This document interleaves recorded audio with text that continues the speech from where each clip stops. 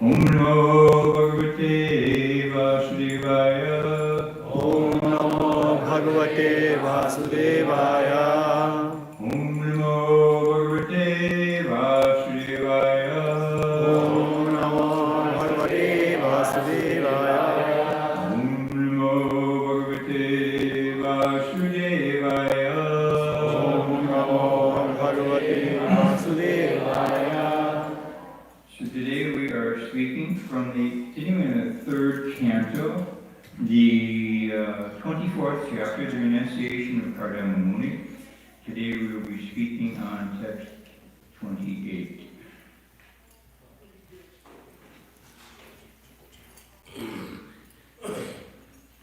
Bahu janma vipakvena samyak yoga samadhina Samyak Yoga Samadhina. drashtum yatante yataya Drashtum Yatante Yataya. shunyagayeshu yatparam Sunyagrayesu Yadapadam. bahu janma vipakvena Bahujanma Vipakena. samyak yoga samadhina Samyak Yoga Samadhina. drashtum yatante yataya Yatante Yataya. shunyagareshu yatparam Sunyagrayesu Yatpadam.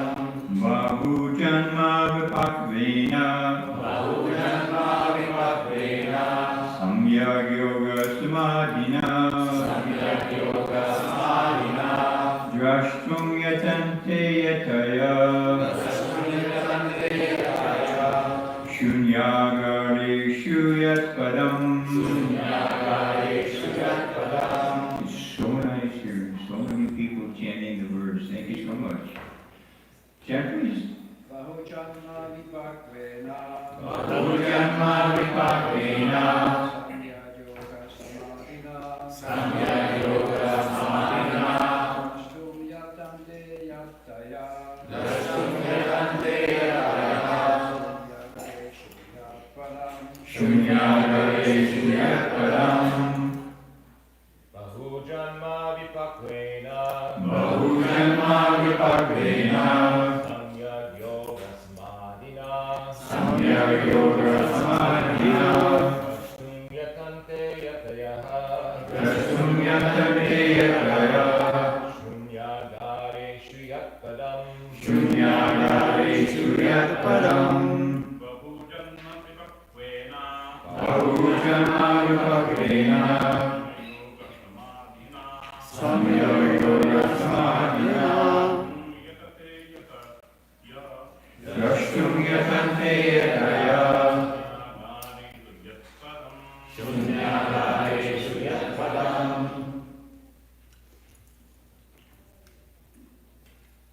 बहुजन्मा विपक्वेना Bahujanma Vipakena.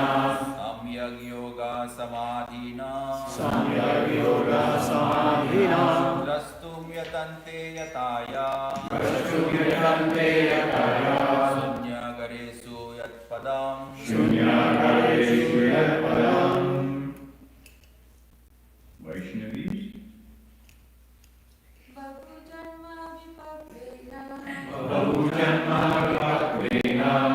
samyak yoga samadhina Samyak Yoga Samadhina. drashtum yatante yataya Drashtum Yatante Yataya. sunyaga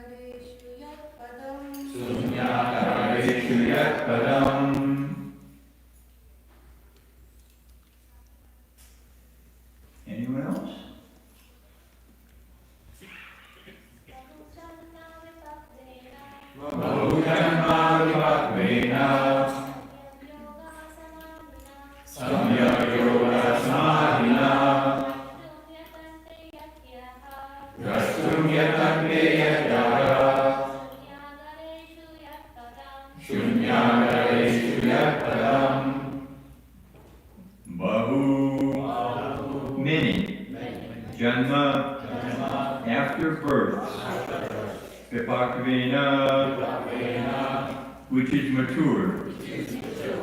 Samyak, perfect. Yoga Samadhina, by trance in yoga. Drashtum, to see. Yatante, they endeavor. Yataya, the yogis. Shunya agreshu,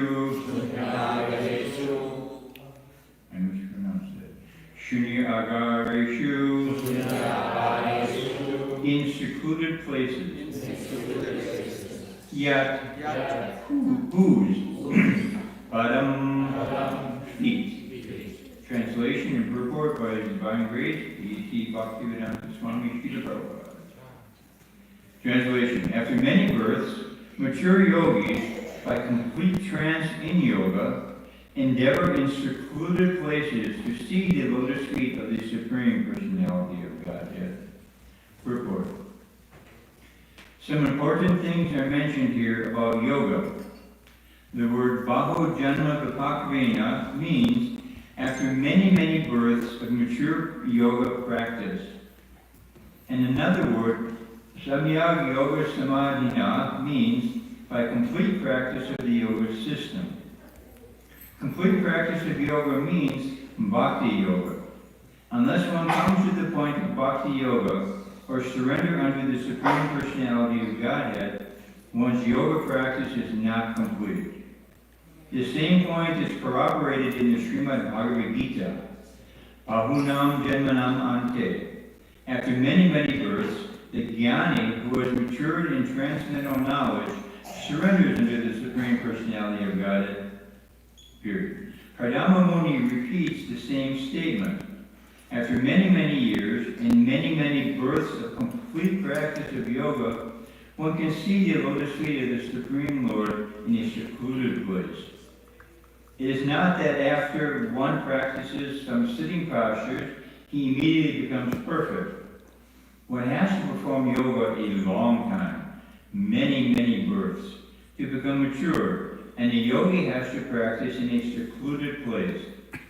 One cannot practice yoga in a city or in a public park and declare that he has become God simply by some exchange of dollars.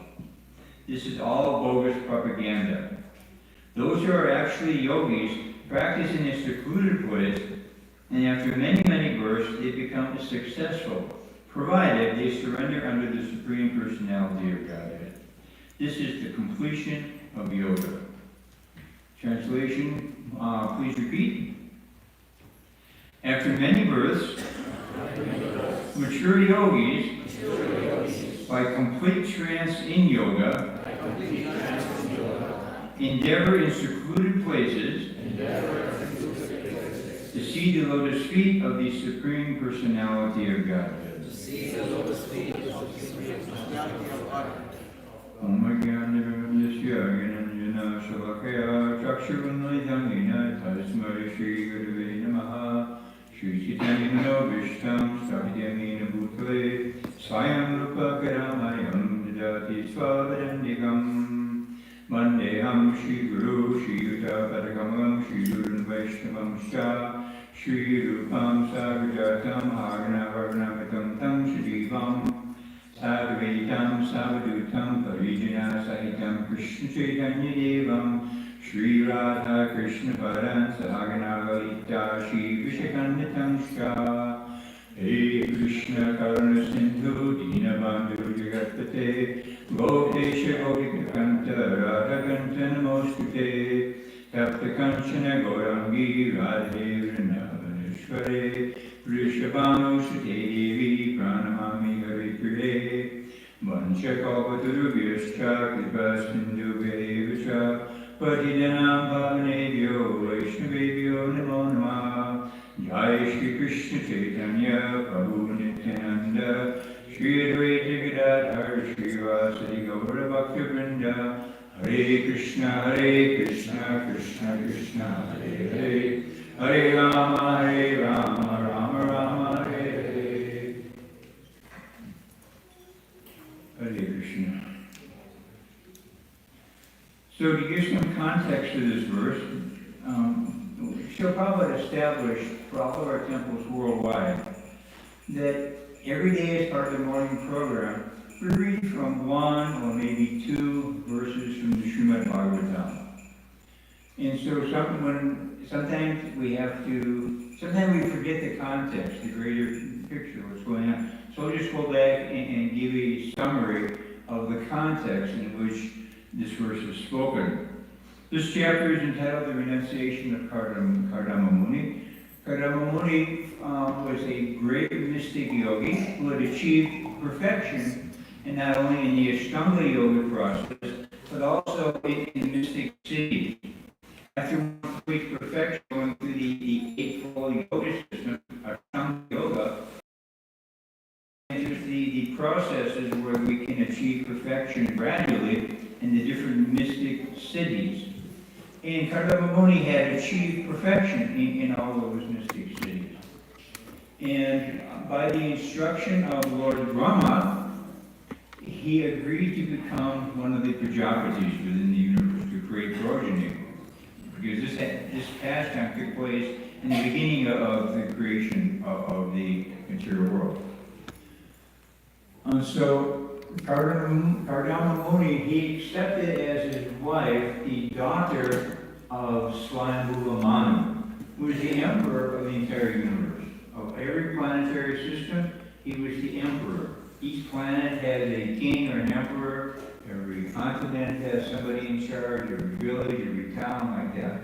Even every family. The husbands think they're in charge, but the wives know better. So Swayambhuva Manu, he was the emperor of the entire world, and when it came time to marry his daughter, he asked, him and his wife, they asked her, who do you want to marry? Who do you want as your husband? And she had heard about the great sage Kardama Muni and knew something of his character and qualifications. And she said, I want to marry him. And so the emperor and his wife and their daughter, they left their kingdom and they went by chariot to the hermitage of Kardama Muni. And when they arrived at the hermitage, Kardama Muni, he welcomed, he recognized that this is the emperor, and he welcomed him and his family. And there was a period of etiquette where they glorified one another.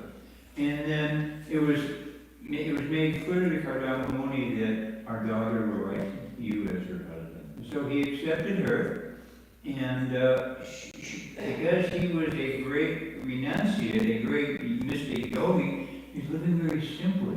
He's living in a grass hut on the bank of the Saraswati River. And his wife, Devahuti, she was the daughter of a powerful, great emperor. And so her standard of living up to that point in time was very elevated, materially speaking. Great wealth, great opulence, and there's no wanting for anything. And she agreed to take for her husband, a sage who was completely detached and completely renounced. Now some may wonder, why would a completely renounced sage accept a wife and agree to get involved in family life? Because family life can be very entangling.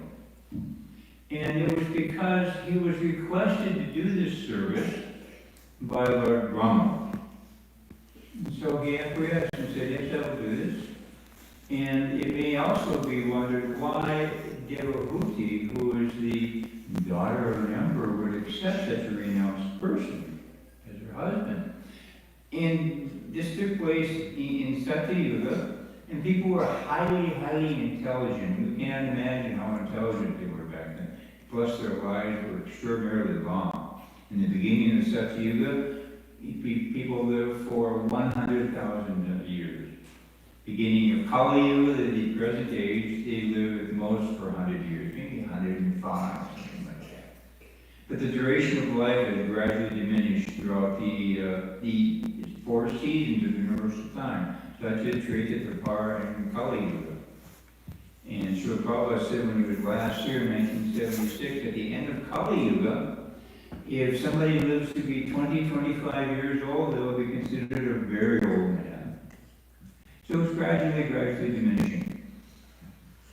But Devahuti, she understood that this great sage is very powerful. He's got very many transcendental spiritual qualities.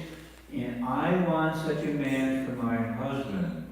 Because when a highly qualified man marries a highly qualified woman, and they perform the proper ritualistic ceremonies for begetting children, very advanced children take birth from the womb of the wife. And this is how a good progeny is created. As opposed to today, in most societies worldwide, man and woman, they mate like cats and dogs, simply on the basis of sexual attraction, with no regard for scriptural injunctions, with no knowledge and understanding of how to actually create and attract highly qualified living entities to take birth within their womb. Because only by progressing along these lines can we have good progeny, and by having good progeny, we will have a peaceful, happy life in the material world. But if we beget children like cats and like dogs, just on the basis of sexual urges and pushing, the children that are produced will not be of very good quality. And as a result, there'll be so many disturbances in the social body in different cultures around the world, which we see today. In practically every realm of life, in the social, political, economic, there are many disturbances taking place constantly. It's because people are of low caliber, low character. Most people have absolutely no knowledge of God, who is God. Most people have absolutely no knowledge of who I am, the individual, who we are. Most people are thinking, I'm this body. If the body is male, okay, I'm a man. If the body was born in England, okay, I'm British. If the body was born in India, okay, I'm Indian. But no, we are not these bodies. Krishna explains very nicely in the beginning of Bhagavad Gita that we are the spirit soul giving life to this dead matter. Because the body is actually a dead lump of matter. It is only due to the presence of the spirit soul that the body appears to have life. But that appearance of life is simply due to the presence of the spirit soul. It is not because of the body. On its own, material nature cannot produce any life. It produces the ingredients so that you have the combination of elements so that when a spirit soul appears and enters the womb, that life can come forth. But it is simply due to the presence of the spirit soul within the body. And according to our karma, when our time is expired in this life, the spirit